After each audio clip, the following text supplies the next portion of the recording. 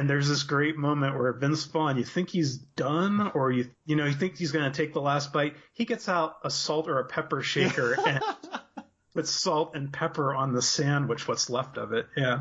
I love that scene, right?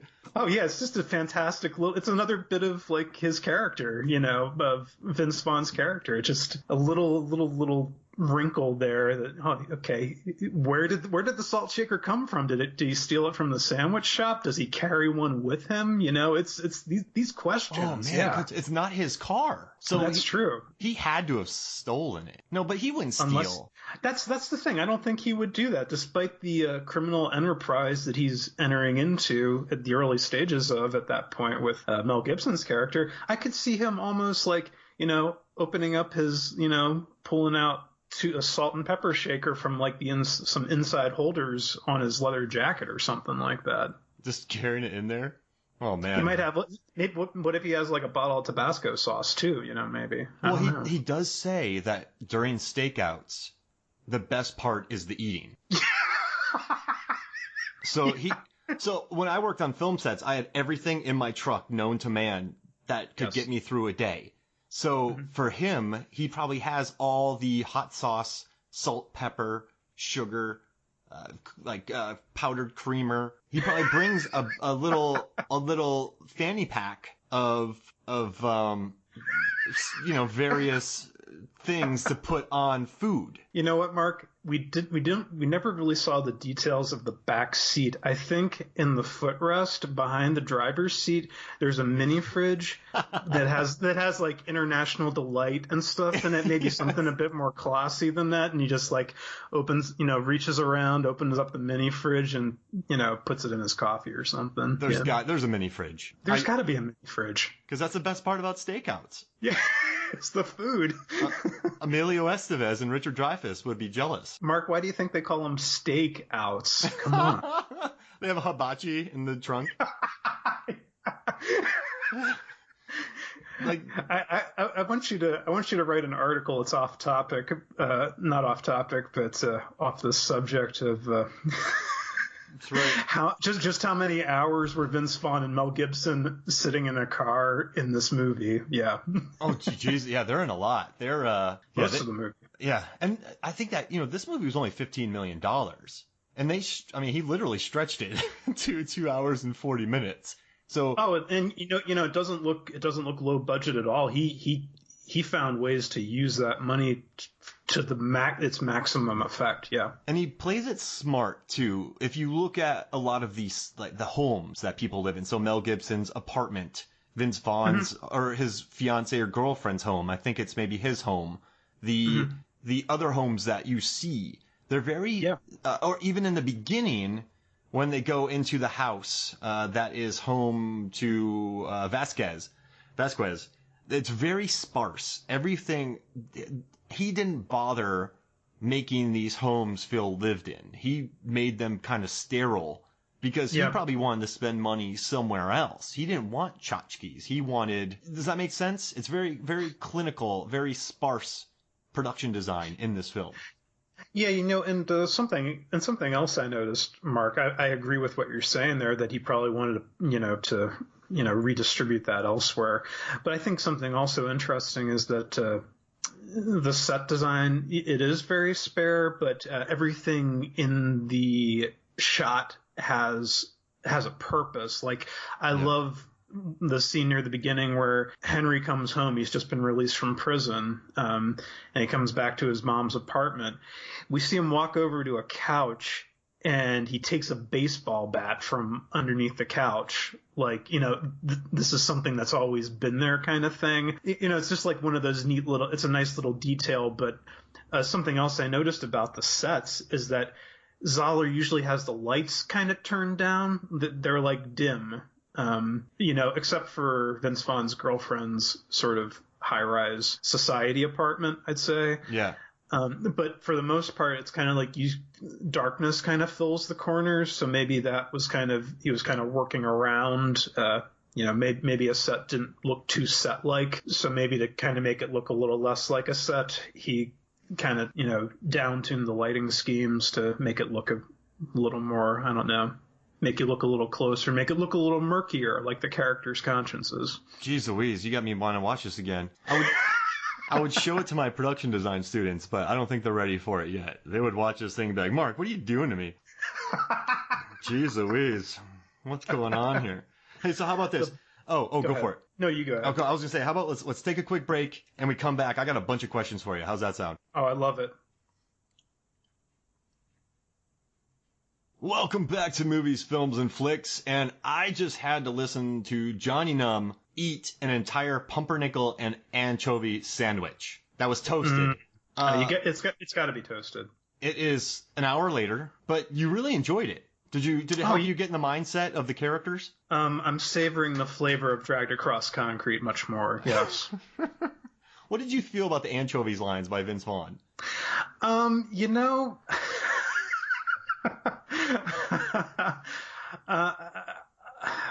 It was a very pulpy tick, I guess you could say, for his character. It's like, it's a little bit of humor. It's like, stuff's getting bad, anchovies, So I noticed that. Does that make sense? Like, a lot of dialogue in this movie I didn't notice, but whenever he said anchovies, I went, oh yeah. Like it kind of stuck out, like in a way it shouldn't have, maybe. Yeah. Yeah. What do you think? No, it was probably one of those things where it was like, yeah, it does stick out, but I can give it a pass. It's not gonna make me knock my score of the film down, but maybe Zahler didn't need that per se, because Vince Vaughn has plenty of other moments. Like, we keep returning to the 2-minute sandwich scene, and that alone is just no dialogue, just, sound effects. Mel Gibson's just staring, trying not to go insane anymore. So I don't know that you really needed anchovies, honestly. For as much food as there is in this movie, you maybe could have laid off the anchovies. Like, this is a movie where there's a line where you're going to become a human steamroller fueled by bile. Covered with spikes. Yeah, and I was more worried about the anchovies. I mean, that's pretty interesting in this. And also, I was reading a review, and so this movie has a 73% tomato meter score. So like 73% of critics approve of this movie. And on IMDb, it has a 7.1, which is also quite high. Do you think this is one of the highest rated but most disliked movies made? Does that make sense? I get what you're saying. Because I think there's part of me feels like there's a different, I don't want to say caliber, but just different factors go into that Rotten Tomatoes score. Yeah. That's pulling from people who have YouTube channels now, but it's pulling from people who, quote unquote legitimate critics, however you want to define that, in today's society. And then you have the whole other thing of the IMDb, where people will stuff the ballot box and create fake accounts so they can, give Ghostbusters 2016 a terrible rating because it has women in it, or Captain Marvel, or whatever, all that crap. So I think, I get what you're saying. I think it goes back to what we're talking about with the film being just kind of difficult. Yeah. So it's kind of like, well, where's that 73%? Like, what are the feelings of the people who quote unquote like the film? What are they saying about it? Is it like, well, I don't condone the actions of the characters or what happens in the film or its attitudes toward women, minorities, violence, what have you, but it was well crafted and well done. That's every review. That's every review. I read a bunch, and there's always an asterisk. Like, I loved it, but I can't condone their actions. Yeah, and I think it's kind of telling that the IMDb score is, fairly high, even though it is a newer film, and those tend to track a bit higher in, I think historically they tend to track a bit higher in the initial kind of burst when they're released, and then it kind of tapers off as time goes on. Like the rating kind of equalizes. I don't know how to say it. Yeah. But that's kind of telling, because that the people on IMDb are just guys like me who can, have a computer, can write a review, leave a score, and that kind of speaks favorably to the film as well. And I'm sure it's littered with the same kind of contradictory feelings, but I admired what the film was, how it was done. Yeah. Every single review. So I was reading, I think I got this from the New Yorker. Let me find this quote. Yeah, the New Yorker. Ooh, but it's kind of crazy. Dragged Across Concrete hits a trifecta of racism, sexism, and nativism. Its stereotypes, rants, and hate-filled implications were all there to the movie. It could easily go out with the rest of the cinematic trash, but there's much more. And he goes, but there's much more to it, both in content and style, which makes it formidable, memorable, and all the more insidious. So this guy basically he spends a lot of it talking about, the female element in this film. You have, in the beginning, you have the woman who is deaf, correct? She has hearing issues. And then she's half naked too. And freezing. And then you have Laurie Holden, who has MS.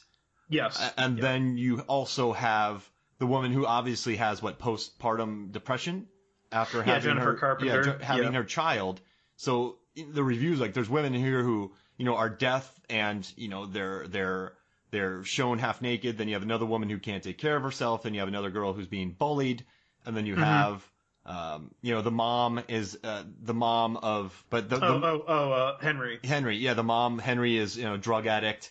So women in this movie don't have. Then there's another woman who's very much so insulted. So it's very rough on women to that regard. And the reviewer made a big point of that in this film. Mm-hmm. But, of course, every review in this movie says, but they're just saying how formidable it is and how memorable it is and how, despite all of that, it's still well crafted. And so I'm telling you, you read these reviews, you can throw it out. It could easily go out the cinematic trash, but there's much more to it. So this movie really is a discussion point for people. And also on A.A. Dowd gave it a B, and he wrote a very well-written review of the film. And one of the first comments said, "I can't believe that you, AV Club," he didn't write the review, gave Captain Marvel a C, but then you give this horrible racist movie a B. And they're like, well, I haven't watched it, but they're like, what is AV Club becoming? And I'm like, wait, what?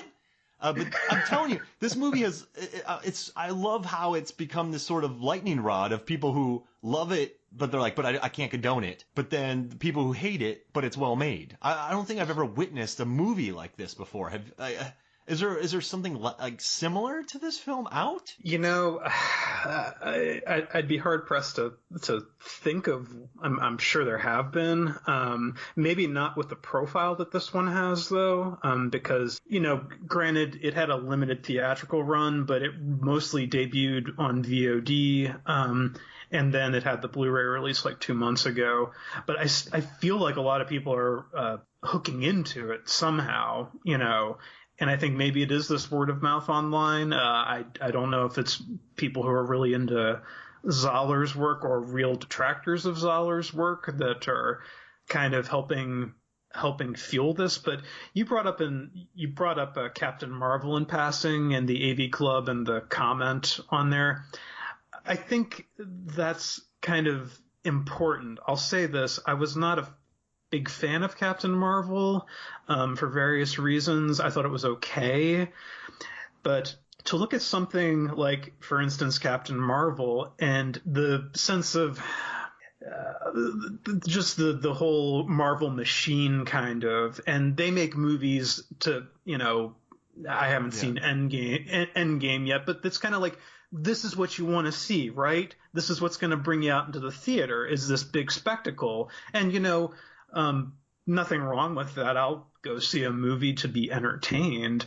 But I think there's also that thing of, well, they're trying to please so many different people, whereas Dragged Across Concrete is taking the opposite approach of trying to, like, we're going to push your buttons. We're going to sort of upset the apple cart of this normality that you seem to inhabit and kind of, overturn that rock and show the ugly things squirming around underneath it. You can condemn it, you can praise it, but you can't ignore it, kind of thing. Do you think that the two characters of Mel Gibson, Vince Vaughn, they're